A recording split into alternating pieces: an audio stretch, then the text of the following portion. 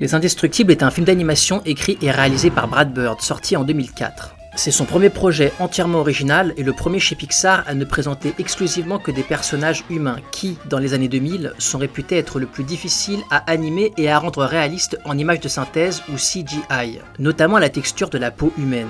Un des plus grands défis fut d'animer la chevelure de Violette, inhérente à son caractère timide et réservé en même temps que la nature de son pouvoir d'invisibilité, comme nous l'explique Brad Bird maintenant. They were like, does she have to have long hair? And I was like, yes, it's her character arc. She hides behind it. There's nowhere to hide. It's baked into the story. Yes, you have to solve hair. Pour l'anecdote, le livre de Karen Paik, To Infinity and Beyond, nous révèle que Disney, au vu de l'entreprise, préféra faire un film en live-action, mais John Lasseter, alors producteur exécutif, refusa cette option. Il préféra au contraire relever le défi de produire un film de près de 2 heures en CGI, avec alors 4 fois plus de décors que les autres productions Pixar, et cette démarche, comme vous le savez, fut un grand succès. Venons-en aux thématiques abordées par le film. Les Indestructibles est à la fois un hommage aux super-héros de l'âge d'or et de l'âge d'argent sur lesquels nous allons revenir, mais aussi aux films d'espionnage, James Bond en tête, Mr. Incredible ayant un smoking au début du film et une voiture pleine de gadgets, comme la fameuse Aston Martin de Bond dans Goldfinger par exemple. Et curieusement, la mise en scène pour le début de la poursuite en voiture m'évoque aussi celle de Ghost in the Shell.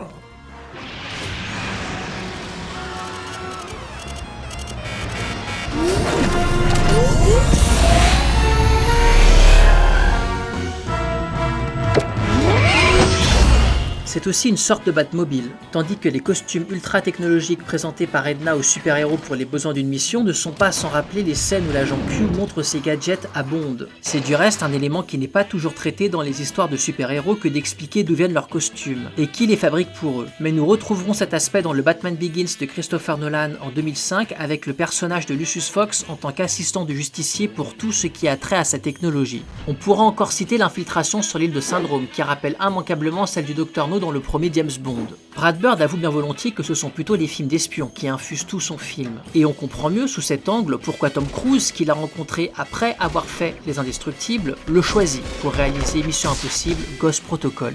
Écoutons donc ce qu'en dit Brad Bird. I think that the film is a gumbo of all the stuff I liked as a kid. And I liked adventures and I liked superheroes, but it wasn't mainly what I liked. I actually was more into spy stuff. And you can tell because the film has more of a spy vibe.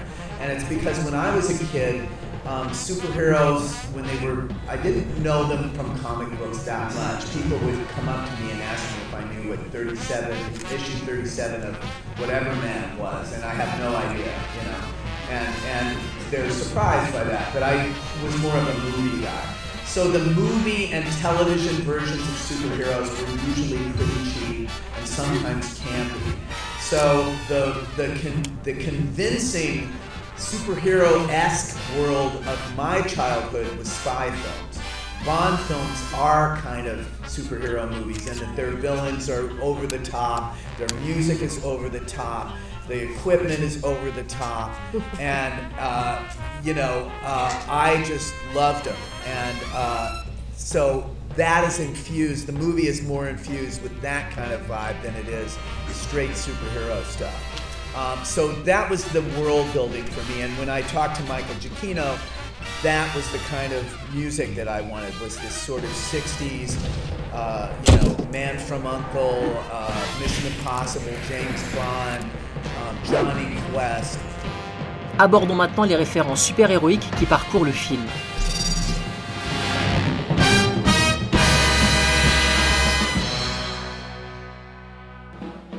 L'âge d'or du super-héros fait référence à une période qui démarre avec la première apparition de Superman dans Action Comics en 1938, qui sera suivie de Batman, Captain America, Wonder Woman et d'autres qui viennent inonder le marché. Sa naissance coïncide presque avec le début de la Seconde Guerre mondiale qui n'a paradoxalement rien d'un âge d'or.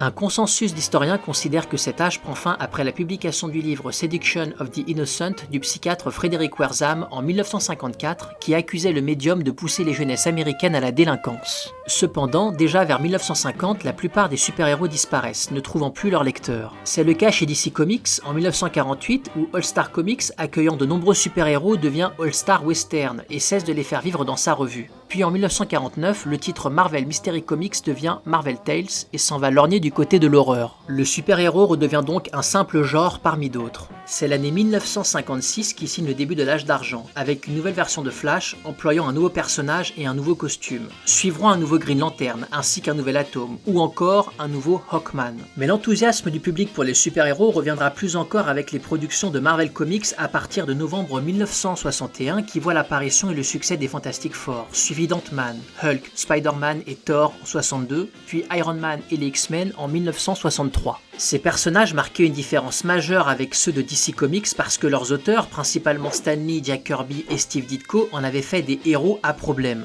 De sorte, ces personnages devenaient plus proches de la réalité du lecteur. Ils ne sont plus des quasi-dieux, bien au contraire, ce sont parfois des monstres, des adolescents ou des handicapés. C'est donc l'ensemble de cet héritage du super-héros qui est sous-jacent aux Indestructibles, même si Brad Bird avoue que lorsqu'il était enfant, il préférait lire des comic strips tels que Peanuts de Charles Schulz ou BC de Johnny Hart.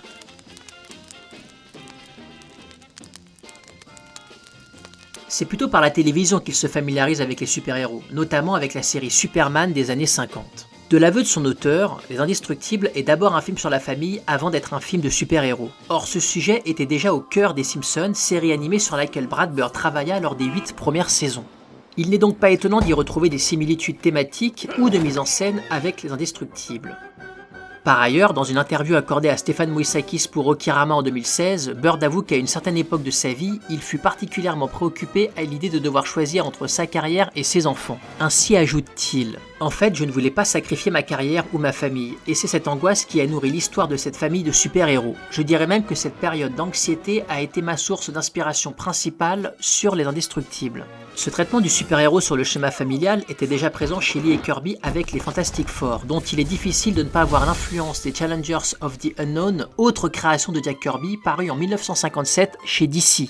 Autre ressemblance avec les Fantastic Four, on retrouve le titre Mister commun à Mister Fantastic et à Mister Incredible, tous deux chefs de famille. Mais une différence notable néanmoins est que les pouvoirs des Fantastic Four résultent des 4 éléments alors que chez Bird, ils découlent du rôle ou du caractère de chacun dans la famille ainsi qu'il l'explique maintenant. When I was picking the powers for the characters, every power had been done, you know what I mean? So I thought, well, I'll do it based on their position in the family. And so dads are expected to be strong, so you make him super strong. Moms are pulled in 12 directions at once, so she stretches. Teenagers are insecure and defensive, so she has force fields and invisibility. And 10-year-olds are energy balls, and babies are unknowns, right? They could have all the powers, they could have none of the powers. So that kind of grounds it. It's using the powers as a way to comment on roles and times of your life. And I think that was one of the things that worked about the movie is somebody can relate to at least 2 of the family characters, you know what I mean? I mean, I know what it's like to be the annoying kid brother, and I know what it's like to be the bumbling dad, you know, and you know, I was a teenager, so I was insecure, you know, and so there are more ways in, and that's what made it interesting to me. On note encore que les Fantastic Four sont à visage découvert, chose plutôt rare quand on y pense, alors que les Indestructibles portent des masques. J'en profite aussi pour rapporter cette anecdote de Jean Desplay, biographe français de Jack Kirby, et selon qui les lecteurs de Fantastic Four se plaignaient du rôle passif de Sue, ou Jen dans la version française, qui était trop souvent capturé par les vilains. Du reste, le fait que le seul pouvoir de Sue soit de se rendre invisible est aussi un indice du rôle de la femme se limitant au foyer dans les années 60. Mais suite à la plainte des lecteurs, Stan Lee attribuera à Sue Storm le pouvoir de créer des champs de force à partir du numéro 22. Or, c'est de ce même double pouvoir que bénéficie Violette dans le film de Brad Bird. Une dernière similitude entre les Fantastic Four et les Indestructibles est la présence d'un vilain issu du monde souterrain, dit Underminer, dont on pourrait le croire inspiré de Moleman, ou l'homme taupe en français, qui est le tout premier vilain affronté par les Fantastic Four. Concernant les références à l'âge d'argent, on notera aussi que Frozone, Freeze! I'm thirsty. qui est joué par Samuel L. Jackson et qu'on retrouve dans Die Hard 3 notamment, I have to answer that phone. partage le même pouvoir que le personnage d'Iceberg dans les X-Men. Par ailleurs, la richesse et la technologie de Syndrome, qui ressemble étrangement au réalisateur du film, rappellent quant à lui les atouts de Tony Stark, l'alter ego d'Iron Man qui est aussi un marchand d'armes. Enfin, il existait déjà une Elastic Girl chez DC Comics, membre de Doom Patrol, apparue en juin 63, dont le pouvoir consiste à agrandir ou à rétrécir son corps à volonté. Venons-en maintenant aux références à l'âge d'or pour signaler l'apparition en 1940 de Sinman et Flexo, premier super-héros élastique. Mais c'est surtout Plastic Man créé par Jack Cole en 1941 qui retiendra l'attention du public. Quant à Mr. Incredible, il m'apparaît comme un hommage direct à Superman avec sa carrure et sa mâchoire carrée. Comme lui, Mr. Incredible est un héros solaire et altruiste, c'est un boy scout toujours prêt à aider son prochain. Cette filiation avec Superman, il m'apparaît aussi l'apercevoir dans cette scène géniale de slapstick où Bob Parr s'énerve après sa voiture.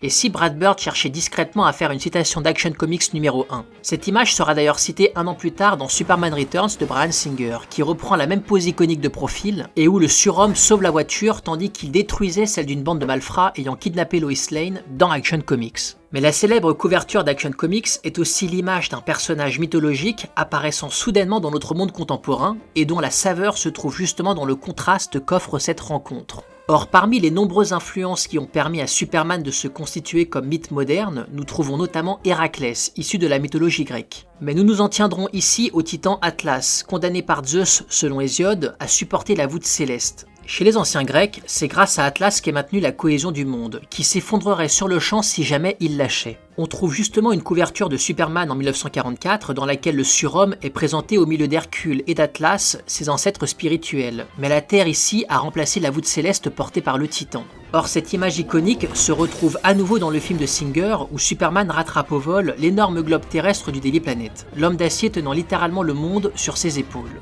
De même, dans le Superman de Richard Donner, on observe le super-héros plonger profondément dans la Terre pour empêcher des morceaux entiers du continent nord-américain de s'effondrer suite à l'explosion de missiles envoyés par Lex Luthor. La référence à Atlas se retrouve même dans les Batman de Tim Burton et de Joel Schumacher. Or, pour en revenir aux Indestructibles, il y a justement une scène où la famille super-héroïque affronte dans la ville le robot destructeur à la forme sphérique. Celui-ci s'apprête à écraser Dash et Violette de tout son poids jusqu'à ce que Mr. Incredible intervienne et le retienne le temps que ses enfants se sauvent. Ce plan pourrait bien s'inscrire dans une représentation iconique d'Atlas dans cette logique de filiation super-héroïque commune à Superman. D'ailleurs, on retrouvait déjà des héros grecs dans la villa d'Edna, et plus intéressant encore, une des premières affiches des Indestructibles 2 nous montre aussi la silhouette de Mr. Incredible tenir l'énorme point du I, un peu à la manière d'Atlas. Allons carrément au bout de cette idée pour évoquer la figure de Sangoku au Japon lorsqu'il emprunte l'énergie de tous les êtres vivants sur la planète pour réaliser le fameux Genki Dama. Cette image pourrait prendre un sens soudainement mythologique, d'autant plus qu'elle m'apparaît comme un contraste saisissant avec l'immense boule d'énergie tenant sur un seul doigt de Freezer et qui provoqua la destruction de la planète du Saiyan. Ne rejoutons pas ici la destruction de Krypton, de laquelle Superman est sauvé in extremis. Le film Dragon Ball Super Broly, sorti en 2018, renforce la similitude avec l'homme d'acier, en attribuant à Sangoku une mère en larmes de voir son fils s'envoler juste avant la destruction de sa planète. J'ai une dernière observation à vous proposer autour de la figure d'Atlas, dans le Spider-Man de Sam Raimi cette fois-ci, lorsque le super-héros et le vilain se rencontrent pour la première fois. Ça commence avec Peter Parker prenant en photo une statue de pierre soutenant un balcon à l'occasion d'un festival, World Unity. Le ballon d'un globe terrestre apparaît dans le cadre, puis Green Goblin arrive par les airs tout en touchant ce ballon avant de jeter ses grenades explosives en direction même des Atlas et faisant s'écrouler le balcon sur lequel étaient des convives, dont Mary Jane. C'est le monde de Peter Parker qui s'écroule, et lui seul peut reprendre la fonction de ses Atlas. La scène est du reste un sauvetage de Mary Jane à haute altitude, de même que Superman sauvait Lois Lane dans le premier film de Richard Donner. Or, je suis allé vérifier dans le script de David Cap, et ce ballon du globe terrestre n'y figure pas. Pas plus que les statues qui portent cette tuberclasse, ni le fait que Peter ouvre sa chemise en courant, ni la référence de Tante May à l'hôpital. You're not Superman, you know. Ces éléments ne figuraient pas non plus dans le traitement de James Cameron lorsqu'il avait le projet entre les mains dans les années 90. Tout ceci semble donc bien venir de Sam Raimi, qui connaît fort bien son sujet et qui, discrètement, réaffirme cet héritage mythologique du super-héros à travers Superman et Atlas. Alors pour être honnête, je ne suis pas certain que Brad Bird cherche lui aussi à réaffirmer cet héritage. Aurait-il pensé le design de son robot géant dans cette perspective? Rien n'est moins sûr. Mais lorsqu'on regarde le géant de fer, au-delà d'un clin d'œil à Spider-Man, il est évident que Brad Bird avait déjà su saisir l'essence de Superman dans sa dimension christique et sacrificielle notamment.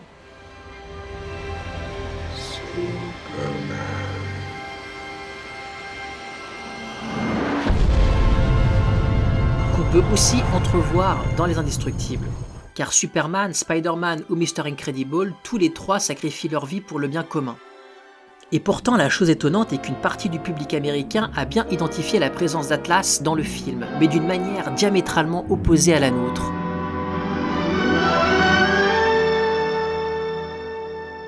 Ayn Rand.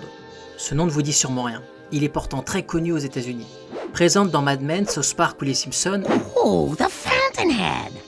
Mom, isn't that book the Bible of right-wing losers? Yeah, but the guy on the book jacket is one sexy slice of beefcake. Grrr. Ayn Rand est une influence politique majeure outre-Atlantique, de Steve Ditko à Donald Trump en passant par la Silicon Valley.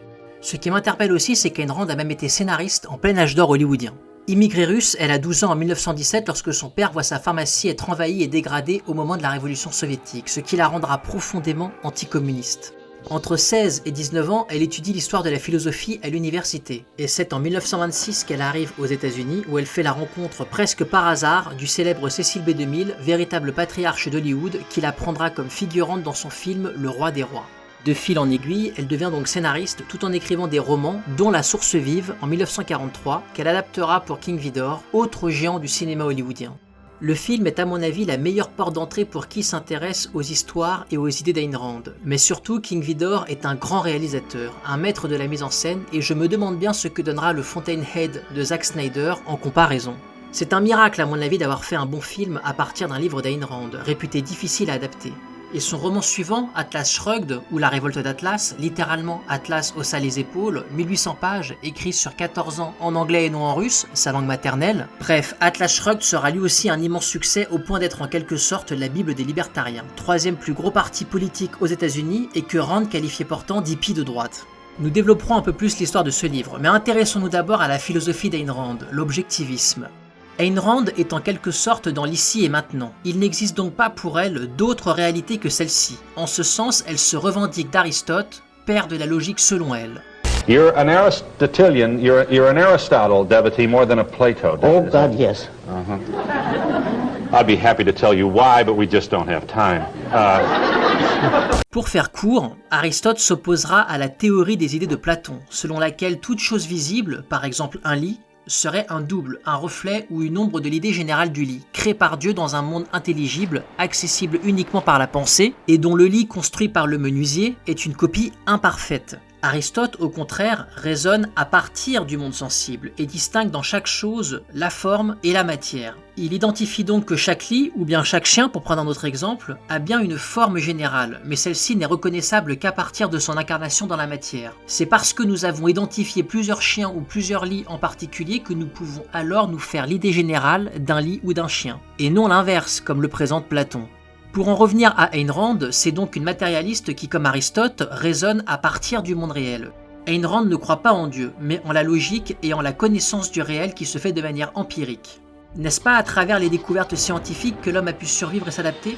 Ayn Rand en conclut que c'est toujours en suivant son intérêt propre que l'homme innove et prospère, jusqu'à faire progresser la société tout entière. Cette logique l'amène à prôner l'individualisme et l'égoïsme, s'opposant donc à un altruisme généralisé qu'elle juge même comme immoral. Écoutons-la sur ces points. I say that man is entitled to his own happiness and that he must achieve it himself. I am for an absolute, laissez-faire, free, unregulated economy. Ayn Rand souhaite donc en finir avec les impôts et croit aux routes et aux écoles privées, affirmant qu'une économie libre ne peut s'effondrer et que toute situation de monopole est impossible dans une économie libre. Mais venons-en maintenant à l'intrigue de son roman le plus célèbre, Atlas Shrugged. Atlas, chez Rand, ce sont tous ceux qui soutiennent le monde par leur labeur, mais qui sont empêchés par l'État depuis trop longtemps de travailler dans des conditions optimales. Alors parmi eux, des ingénieurs, banquiers, médecins, entrepreneurs ou musiciens. Bref, une élite se met en grève contre la société en disparaissant les uns à la suite des autres, et en laissant toujours le même message. Qui est John Galt ? En s'abstenant de jouer leur rôle économique, ils apportent ainsi la preuve que sans eux le monde s'écroule. Et à la différence d'autres grèves, celles-ci ne visent pas à formuler des revendications, mais à les satisfaire directement en construisant eux-mêmes leur propre société en marge du système dominant et dans un endroit secret où l'État ne peut les atteindre.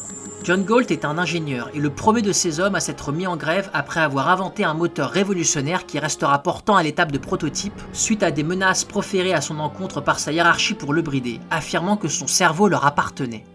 Mais à l'issue du roman, le gouvernement s'effondre et la société est prête à être réorganisée. Alors pourquoi donc une partie de la critique pense-t-elle que Les Indestructibles est un film objectiviste ?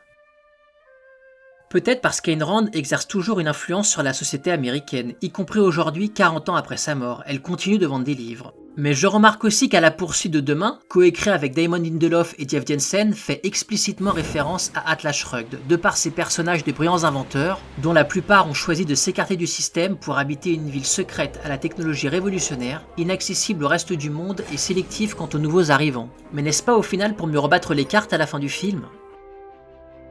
Interrogé par le site des 9 Geeks, Brad Bird rejette tout aspect objectiviste dans Les Indestructibles, et toute analyse qui irait dans ce sens est selon lui de la pure paresse de la part des critiques même, qui considèrent Mr. Incredible comme un héros typiquement randien. Mais posons-nous quand même la question pour en apporter une réponse définitive. Ainsi, oui, on peut dire que les héros des deux fictions souhaitent offrir leur talent à la société, mais qu'ils sont contraints par le gouvernement à ne pas le faire, et pire, à se cacher. Ils ne peuvent donc réaliser pleinement leur potentiel.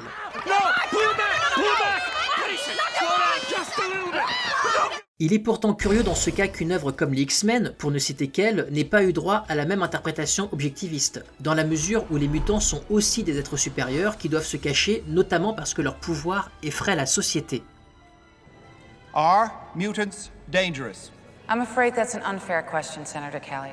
Je trouve que Syndrome, à la fois ingénieur et entrepreneur, est beaucoup plus proche d'un personnage randien, car en plus de son égoïsme, c'est à son intelligence et ses efforts qu'il doit ses pouvoirs.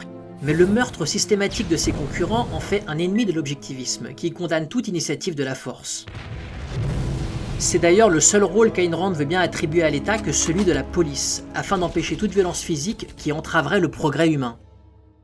J'aimerais aussi souligner que la pensée d'Ayn Rand est très proche de celle du philosophe allemand Friedrich Nietzsche, bien qu'elle le juge déterministe et donc totalement à l'opposé de l'objectivisme. Mais comme lui, elle ne croit pas en Dieu. Elle défend l'égoïsme contre l'altruisme, enfin comme Nietzsche, sa pensée est finalement aristocratique.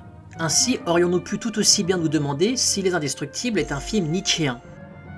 Certains commentateurs ont même pu remarquer qu'aucun vilain ne possède de super-pouvoirs. Gilles Deleuze synthétise très efficacement la pensée de Nietzsche. Ainsi pourrait-on dire que chez les super-héros, l'affirmation est première, ce sont des forces actives et positives, par opposition aux forces réactives. C'est par la négation que ces dernières arrivent à un semblant d'affirmation. Aussi cherchent-elles à limiter l'autre, et ne triomphent pas par addition de leurs forces, mais par soustraction de celles de l'autre. Elles séparent le fort de ce qu'il peut, et ne triomphent que par la puissance de leur contagion, entraînant ainsi un devenir réactif de toutes les forces. On reconnaît aussi là le personnage de Syndrome, empêtré dans son ressentiment. Alors que chez le surhomme la puissance consiste à prodiguer, à créer et à affirmer sa différence, chez le nihiliste au contraire, la puissance signifie dominer et se faire attribuer des valeurs déjà établies, telles que l'argent ou les honneurs. Ce n'est rien de moins que la volonté de l'esclave, c'est la manière dont l'esclave ou l'impuissant conçoit la puissance.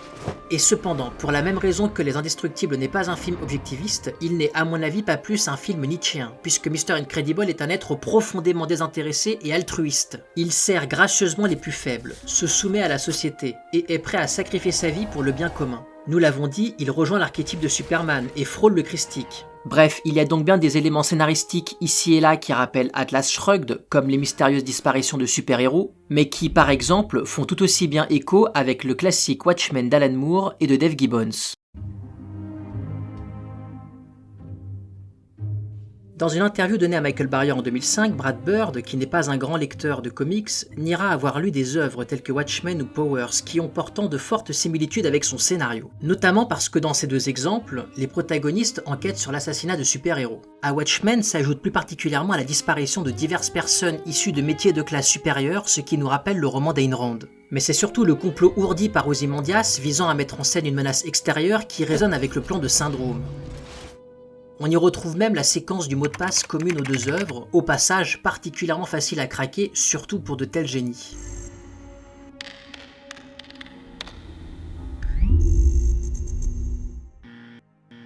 Ajoutons que dans Powers, comme dans Watchmen, les super-héros sont interdits pour des raisons à peu près comparables à celles des Indestructibles, et qu'on retrouvera chez Marvel par la suite dans l'arc Civil War de Mark Millar. Enfin, il y a le coup de la cape avec de l'Arbil, super-héros employé par une banque qui est abattue parce qu'elle s'est coincée dans une porte tournante.